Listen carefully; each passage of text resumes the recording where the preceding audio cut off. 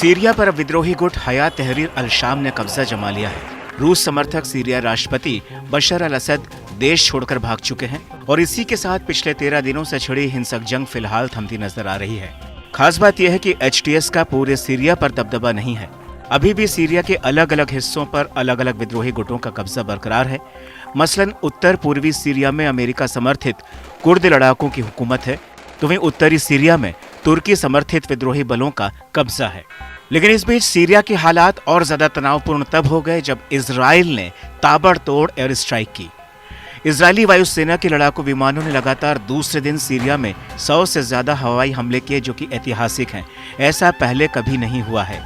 दावा है कि इजराइल ने सीरियाई सेना के हथियारों को निशाना बनाया। बताया जाता है कि इजराइल का ताज़ा हमला असद के सत्ता से हटने के बाद सीरिया में सबसे बड़े हवाई हमलों में से एक था। दरअसल IDF ने आशंका जताई है कि कहीं ये खतरनाक हथियार बशर अल असद के बाद उनके दुश्मनों के हाथ में न पड़ जाएं। लिहाजा इजराइल ने हमला करके उन्हें तबाह करने का दावा किया है। इससे एक दिन पहले ही इजरायली सेना ने गोलान हाइट्स में इजराइल सीरिया सीमा पर एक बफर जोन पर कब्जा जमाया था। वहीं इजरायली PM ने कहा कि हम सीरिया में नई स्थिति के बाद अपनी सुरक्षा सुनिश्चित करने के लिए सभी आवश्यक कदम उठाएंगे।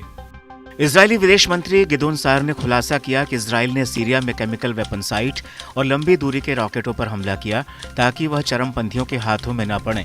इजराइल ने हवाई हमले में सीरियाई सेना के 3 प्रमुख एयरबेस को निशाना बनाया है।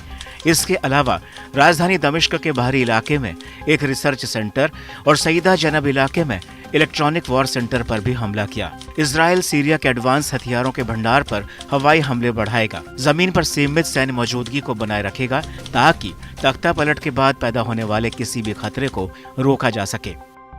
כדי לנסות להבטיח את ביטחוננו מול המצב החדש שנוצר בסוריה. עם שר הביטחון ישראל כץ ובגיבוי כל חברי הקבינט, הנחיתי את צה"ל לתפוס את אזור החיץ בינינו לבין סוריה ואת העמדות השולטות והסמוכות לו. זה כולל גם את פסקת החרמון, מה שקרוי החרמון הסורי. אחרי נפילת המשטר בדמשק, सीरियाई राजधानी में HTS ग्रुप के कब्जे के बाद से अब तक इजराइल की ओर से सीरियाई सैन्य ढांचे पर 250 से ज्यादा हमले किए जा चुके हैं। यह साफ नहीं है कि सीरिया के पास कहां और कितने रासायनिक हथियार हैं, लेकिन ऐसा माना जाता है कि पूर्व राष्ट्रपति बशर अल असद ने इन हथियारों को खुफिया ठिकानों में स्टोर कर रखा था।